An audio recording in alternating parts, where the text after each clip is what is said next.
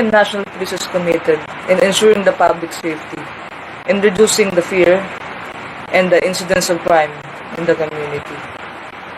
But there are many things that each and every community member can do to reduce his or her chances of becoming a victim or prevent the incidents of crime from happening. Here are crime prevention tips for your children and family. We urge you to familiarize yourself with the information and make crime prevention, awareness, and education a part. Crime prevention starts with you and your family. More often than not, crimes occur because we open ourselves and our families to criminal opportunities. Talking to strangers, absence of security procedures for anonymous callers, taking for granted one's safety outside the home, makes us easy prey to criminals. In the fight against crime, knowing that the worst can happen makes you less prone to be a victim.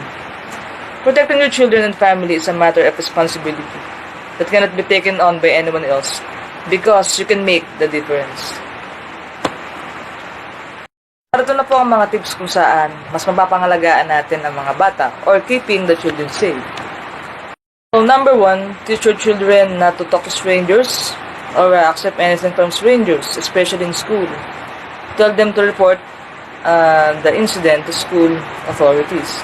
So, sa Tagalog, turuan po natin yung mga bata na magsumbong o magsalita na meron na pong ganong nangyayari, na meron silang naranasan ganong mga insidente.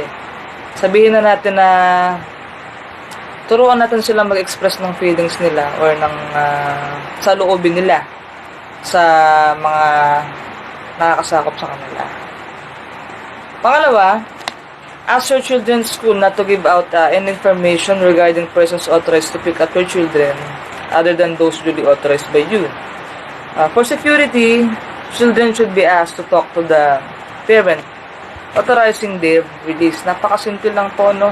Kausapin na natin yung school admin tungkol sa mga tao na dapat ang sumundo sa mga anak ninyo po. Pag hindi naman nailagay doon yung pangalan nila, syempre po, hindi sila authorized sa mundo. Pag ganun po, masyado na siyang confusing. Diba? At kahina-hinala. Number 3, do a background check of anyone you intend to employ. For example, babysitter, gardener, driver, o kaya naman security guard. It is possible that the kidnappers would be utilizing and infiltrating your resident to acquire vital information. So, napakasimple lang po. Marami pong nagpapanggap ngayon na trabahador sa bahay, katulong o security guard. Yung pala, pinagpaplanuhan ng pagnakawan yung bahay ninyo o gumawa pa ng anumang krimen in the future. So, next topic is keeping the family safe. Number 1 is make sure you and members of your family know the whereabouts of everyone for the day. Place a whereabouts board in the kitchen or family room where family members can post their schedules or destinations for the day. Next, instruct all family members and household help not to entertain strangers at the gate or on the phone. Children should be specially trained not to converse with strangers on the phone. Transactions, if any, should be done outside the gate. This will prevent closer dissemination of your premises or the household layout.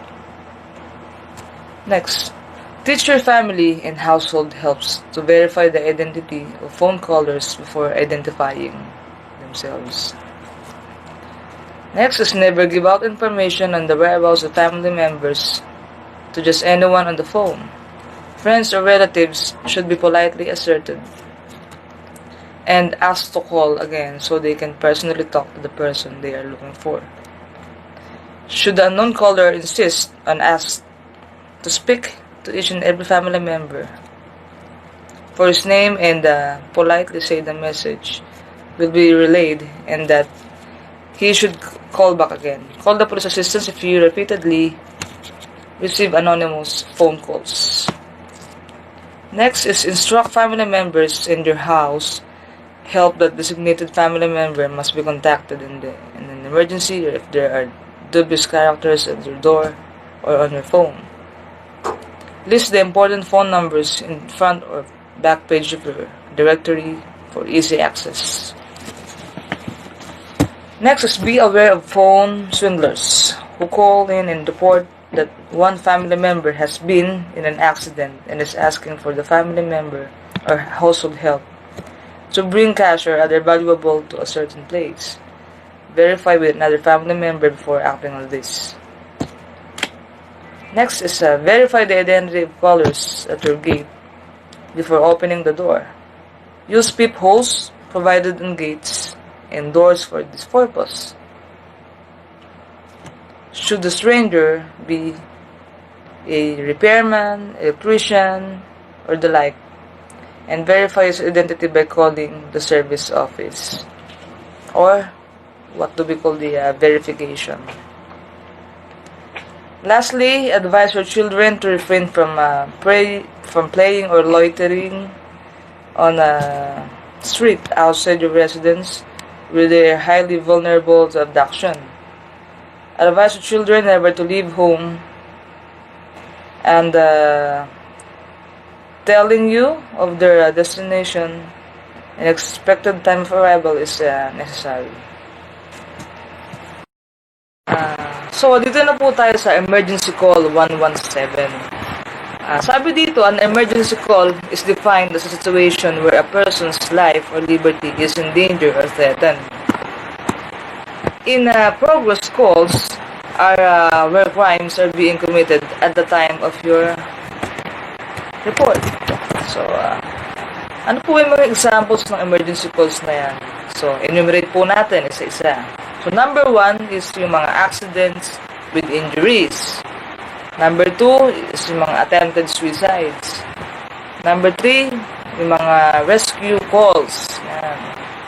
Number 4, yung mga ambulance calls. Number 5, persons injured or bleeding. Number 6, mga all-fire calls. Yan. 7, strangers forcibly entering a house. Yan. Mga akyat bahay. Number 8, strangers carrying household articles, appliances from neighbor's house. Number 9, someone trying to gain entrance to your home. Number 10, group of persons with weapons preparing to fight.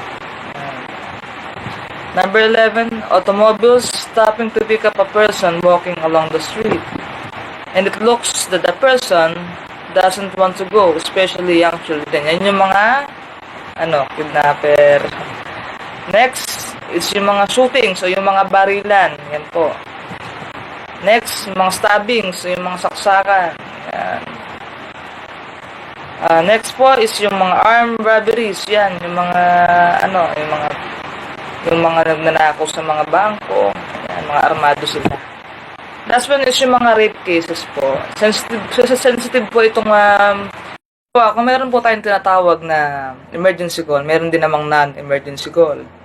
So, define non-emergency call. Non-emergency call is a situation where a person's life and property is not in imminent danger. Included under this definition are crimes against property and crimes against persons. Mamaya pa enumerate ko po yung dalawa na yan. Where the victim is not injured and offenders are not at or near the scene. However, a police officer is needed to respond, investigate, and take a report. So here are the examples of non-emergency calls. Number 1 is smash doors or windows in unoccupied homes or stores. Number 2 is abandoned car on the street. Number 3, persons loitering near school. Number 4, information and rumors of impending crimes or crimes to be about to happen. Number 5, persistent anonymous calls.